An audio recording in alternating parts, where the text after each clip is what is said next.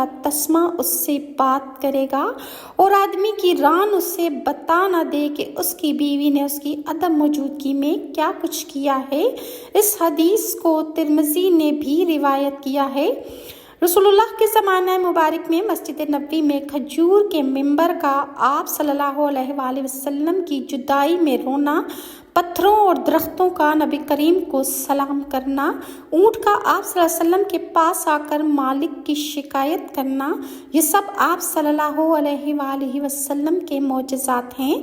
لیکن آخری زمانہ میں حجر، شجر اور دیگر جمادات عام انسانوں سے باتیں کریں گے جو قیامت کی نشانیوں میں سے ہیں۔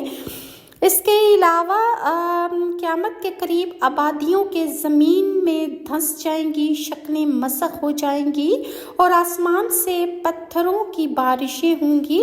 حضرت عائشہ کہتی ہیں کہ رسول اللہ